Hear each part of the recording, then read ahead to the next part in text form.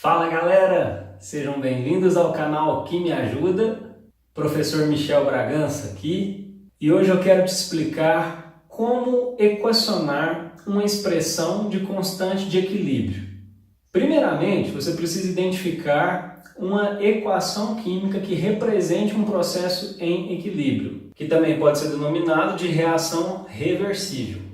Esse tipo de reação normalmente vai ser representado com uma seta que indica dois sentidos reacionais, porque existem duas reações que vão ocorrer simultaneamente quando o processo está em equilíbrio. A reação direta, representada aqui da esquerda para a direita, e a reação inversa, representada da direita para a esquerda. Então, se você ver essa setinha aqui, isso significa que aquela reação, representada pela equação, é um processo que está em equilíbrio, ou que atinge o equilíbrio. Para qualquer processo em equilíbrio químico ou processo reversível, é possível representar a constante de equilíbrio. Eu quero te ensinar como representar a constante de equilíbrio. Existem várias. A constante de equilíbrio que eu vou te ensinar hoje é a constante de equilíbrio que nós chamamos de constante Kc. Essa constante, que a gente representa pela letra K, e vamos usar esse C subscrito aqui para indicar que é a constante Kc, é uma constante que vai ser representada em função das concentrações molares das espécies que estão no equilíbrio. Para isso, nós vamos utilizar colchetes, que é a representação de concentração molar. Como nós vamos representar? É muito simples. A gente vai colocar os produtos multiplicando um pelo outro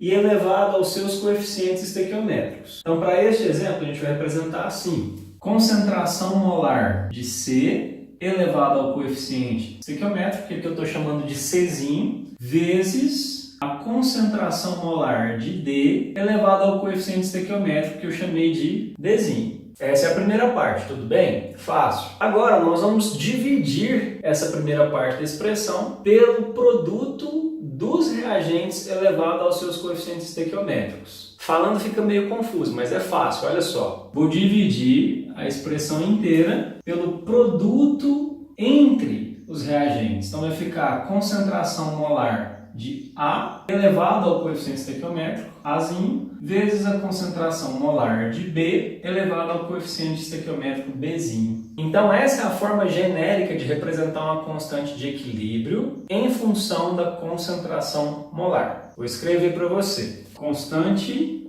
de equilíbrio, concentração molar. Hoje em dia quase não se fala mais concentração molar, é mais comum falar em concentração em quantidade de matéria, ou concentração em mol por litro de solução. Eu vou deixar como concentração molar aqui só para poder encurtar, o quadro é pequeno. Vamos para um exemplo então, rapidinho. Vou equacionar uma reação reversível e nós vamos montar a constante de equilíbrio. Vamos considerar essa reação aqui, ó. Gás nitrogênio reagindo com o gás hidrogênio em equilíbrio químico com gás amônia. Balanceando a reação, a gente vai ter que ajustar esses dois coeficientes ali. Pegando essa equação, como que ficaria a expressão da constante de equilíbrio em função da concentração em mol por litro, ou concentração em quantidade de matéria? Vai ficar assim: Kc, que representa a constante de equilíbrio em função da concentração em mol por litro, é igual. O que você tem de produto? Só amônia. Então vai ficar a concentração de amônia elevada ao coeficiente estequiométrico dela, 2, sobre o que você tem de reagente, nitrogênio e hidrogênio. Então vai ficar concentração de nitrogênio elevado a 1, porque o coeficiente estequiométrico é 1, vezes a concentração de hidrogênio elevado a 3. Então, a montagem das constantes de equilíbrio seguem sempre este padrão. É muito simples. Só cuidado com uma observação importante. Espécies no estado sólido não têm mobilidade suficiente para participar de um processo que é reversível. Então, quando você tiver alguma reação que tenha espécies no estado sólido, na constante de equilíbrio você não deve representar essa substância. Então, guarde assim: